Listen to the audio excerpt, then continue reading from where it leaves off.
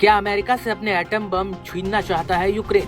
ये सवाल इसलिए क्योंकि यूक्रेन में बहुत भयंकर युद्ध चल रहा है। रूस के कुर्स्क में भी बड़ी खतरनाक जंग जारी है और ट्रंप को तो इस बात का यकीन है कि ज़ेलेंस्की युद्ध खत्म नहीं करना चाहते। इसलिए व्हाइट हाउस की तरफ से कहा गया कि ज़ेलेंस्की नहीं चाहते कि कब तक उन्हें अमेरिका का समर्थन हासिल है तब तक शांति हो। ये ज़ेलेंस्की की तरफ से दिया गया सबसे खराब बयान है। अमेरिका इसे बर्दाश्त नहीं करेगा। और फिर डोनाल्ड ट्रंप ने उस सड़क का फाटक बंद कर दिया जिस रास्ते से यूक्रेन हथियार पहुंचाए जाते हैं। यानी ट्रंप का ऐलान, अब यूक्रेन को नहीं मिलेंगे अमेरिका से हथियार। यही वजह है कि ज़ेलेंस्की अपने वो हथियार वापस चाहते हैं जिसे उन्होंने शांति के बदले अमेरिका को सौंप दिया था। यूक्रेन को 1991 में सोवियत संघ के पतन के बाद उससे परमाणु हथियार विरासत में मिले थे, लेकिन 1994 में बुडापेस्ट मेमोरेंडम नामक समझौते के तहत रूस, संयुक्त राज्य अमेरिका और ब्रिटेन से सुरक्षा आश्वासन के बदले में उन्हें छोड़ दिया था। कहा जाता है कि यूक्रेन ने उन हथियारों को रूस को सौंप दिया था और अब ट्रंप ने भी झटका दे दिया है। व्हाइट हाउस में ट्रंप और ज़ेलेंस्की के बीच हुई तीखी बहस के 3 दिन बाद ट्रंप ने एक नया हुक्म जारी किया है और ये हुक्म एक नई गारंटी दे रहा है। गारंटी इस बात की कि यूक्रेन ने ये युद्ध पक्का हारेगा। डोनाल्ड ट्रंप के बड़े फैसले ने पुतिन का काम आसान करना शुरू कर दिया है। डोनाल्ड ट्रंप ने उस हाईवे को बंद कर दिया है जिससे यूक्रेन तक अमेरिका के हथियार पहुंचाए जा रहे थे।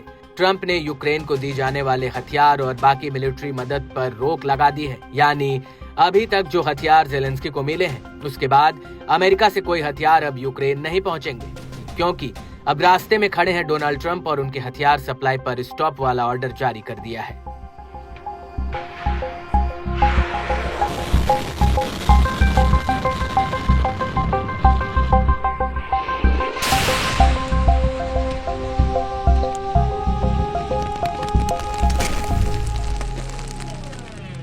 राष्ट्रपति ज़ेलेंस्की ने एपी पर बयान दिया है कि मैं एपी को ज्यादा पसंद नहीं करता, इसलिए मानता हूं कि ये गलत बयान होगा।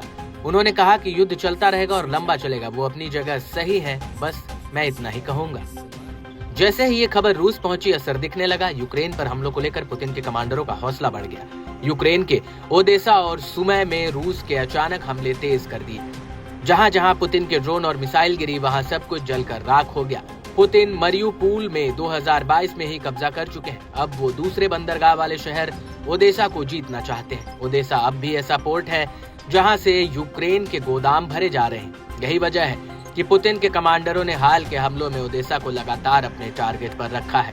पुतिन की सेना समुद्री रूट पर कब्जा करके यूक्रेन को दुनिया से काट देना चाहती है।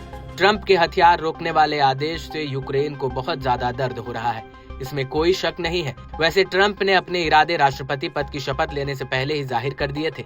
अमेरिका ने नवंबर में यूक्रेन को अटैकम मिसाइल इस्तेमाल करने की मंजूरी दी थी, यानी 300 किलोमीटर की रेंज तक वाला वॉर ज़ेलेंस्की के लिए करना आसान हो जाता।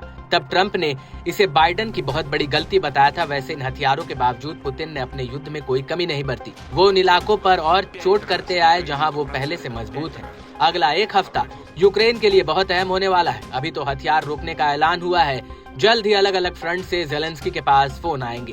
तब कमांडर बताएंगे कि कौन से हथियार खत्म हो चुके हैं, कितने और बारूद की जरूरत है। तब ज़ेलेंस्की के सामने असल चुनौती नजर आएगी।